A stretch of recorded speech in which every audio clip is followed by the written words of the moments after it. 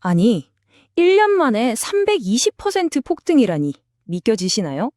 지금 은 시장에서 정말 어마어마한 일이 벌어지고 있어요. 오늘 저희가 살펴볼 이야기들은요, 그냥 뭐 가격이 좀 올랐다 이런 차원의 얘기가 아닙니다. 이건 미래 산업의 운명이 걸린 아주 극적인 드라마라고 할 수 있죠. 자, 지금부터 그 이야기 속으로 한번 푹 빠져보시죠. 자, 이 문장 한번 보세요. 이제 은은 절대 가난한 자의 금이 아닙니다. 와, 정말 강렬하죠. 이 한마디가 사실상 은에 대한 우리의 어떤 낡은 생각, 그런 고정관념을 그냥 한 방에 깨부수는 거예요. 더 이상 뭐 금 대신 사는 그런 대체제가 아니라는 아주 강력한 선언인 셈이죠. 바로 이 숫자입니다. 플러스 320%. 이게 지난 1년 동안 은 시장이 얼마나 격렬하게 요동쳤는지를 압축해서 보여주는 거죠. 올해 1월에 온스당 120달러라는 진짜 역사적인 고점을 찍을 때까지 말 그대로 수직으로 솟구친 겁니다. 정말 엄청나죠? 근데 여기서 진짜 중요한 게 있어요. 이게 그냥 잠깐 오르고 마는 그럴 랠리가 아니라는 거예요. 이걸 바로 슈퍼 사이클이라고 부릅니다. 우리가 뭐 1980년에 있었던 헌트 형제 사건이나 2011년 랠리 이런 거랑은 아예 차원이 다른 이야기예요. 일시적인 급등이 아니라 이 시장의 판 자체가, 구조 자체가 바뀌는 거대한 흐름의 시작이라는 거죠. 자, 그럼 도대체 이 슈퍼 사이클을 움직이는 힘은 뭘까요? 지금 은 시장은요, 마치 거대한 두 힘이 정면으로 충돌하고 있는 퍼펙트 스톰 한가운데에 있다고 보시면 됩니다. 한쪽에는 꼼짝도 안 하는 공급이 버티고 있고 다른 한쪽에서는 수요가 그야말로 폭발하고 있거든요. 우선 공급 쪽부터 한번 들여다보죠. 여기서 핵심 단어는 바로 비탄력성이에요. 이게 뭐냐면 아주 간단하게 말해서 가격이 막 하늘 높은 줄 모르고 치솟아도 생산량을 쉽게 늘릴 수가 없다는 뜻이에요. 아니, 가격이 오르면 더 많이 만들어서 팔면 좋은 거 아닌가? 왜 그게 안 될까요? 바로 이 독특한 생산 구조 때문입니다. 여기 한번 보시죠.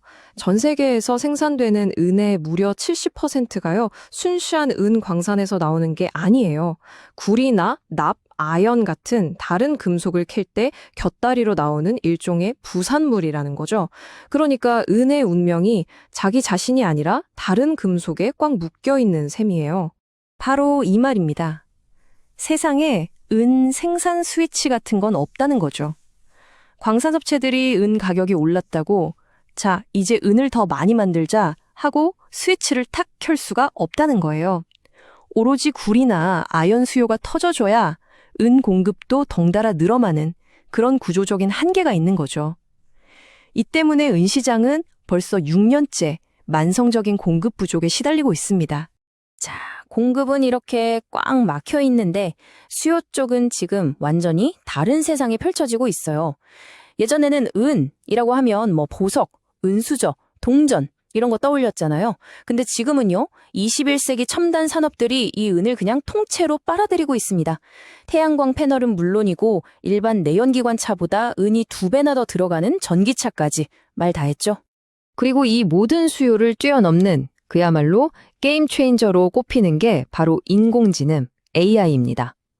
이 AI 데이터 센터나 800V 고전압 시스템을 만들 때 말이죠. 은이 가진 그 압도적인 전기 전도성, 열 전도성은 다른 어떤 금속도 따라올 수가 없어요. 대체가 불가능하다는 거죠. 이제 은은 AI 인프라에 있어서는 혈액 같은 존재가 되어버린 겁니다. 자, 이렇게 공급과 수요, 즉 펀더멘털을 보면 정말 탄탄해 보이는데 왜 시장은 그렇게 심하게 흔들렸을까요? 그건 바로 이 공급 수요 위기에 금융시장의 논리, 그리고 여러 글로벌 지정학적 변수들이 막 뒤엉키면서 상황이 훨씬 더 복잡해졌기 때문입니다. 지난 1월 30일에 있었던 일을 한번 복추해 볼까요? 하루아침에 28%가 폭락했었죠. 그 원인이 뭐 수요가 갑자기 사라졌거나 그래서가 아니었어요. 순전히 금융시장의 메커니즘 때문이었습니다. 자, 시작은 이랬습니다. 시카고 상품거래소에서 갑자기 증거금을 11%에서 15%로 올려버려요. 그러자 아주 높은 레버리지, 그러니까 빚을 많이 써서 투자하던 사람들이 마진콜 압박에 시달리기 시작한 거죠.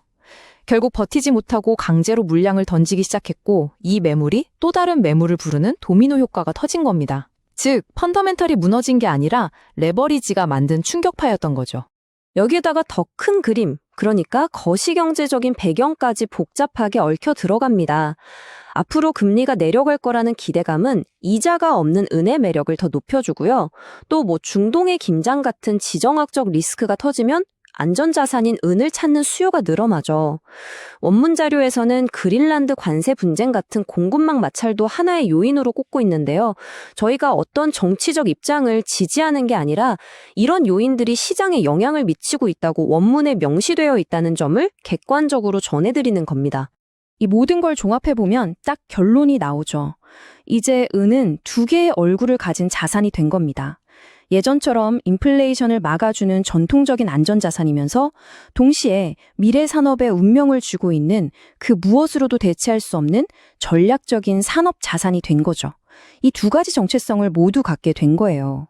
자, 그렇다면 이 거대한 슈퍼사이클이 우리에게 던지는 질문은 뭘까요? 결국 미래는 이 은을 둘러싼 치열한 기술 경쟁의 장이 될 거라는 겁니다. 자료들을 보면 절약 기술, 영어로는 스랩팅이라는 개념이 나와요.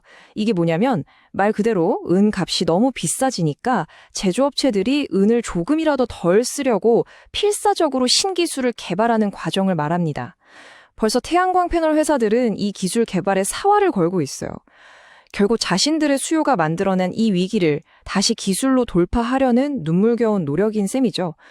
이 경쟁에 걸린 판도는 정말 어마어마합니다. 이제 은을 확보한다는 건 단순히 투자 자산 하나 더 갖는다는 차원의 문제가 아니에요. AI 혁명과 친환경 에너지 전환이라는 이 거대한 미래 산업의 인프라 전체를 지배할 수 있는 열쇠를 쥐게 되는 거나 마찬가지거든요. 자, 마지막으로 여러분께 이 질문을 던지면서 마무리할까 합니다. AI, 전기차 같은 기술 혁신이 바로 이 은에 대한 엄청난 수요를 만들어냈잖아요. 그렇다면 과연 그 기술이 자기가 만들어낸 이 극심한 공급 부족 문제를 스스로 해결할 수 있을까요? 아니면 이 전례 없는 슈퍼사이클이 결국 우리가 전혀 예상하지 못했던 훨씬 더 극적인 결말을 향해 달려가게 될까요? 이 흥미로운 질문에 대한 답을 한번 곰곰이 생각해 보시는 것도 재밌을 것 같습니다.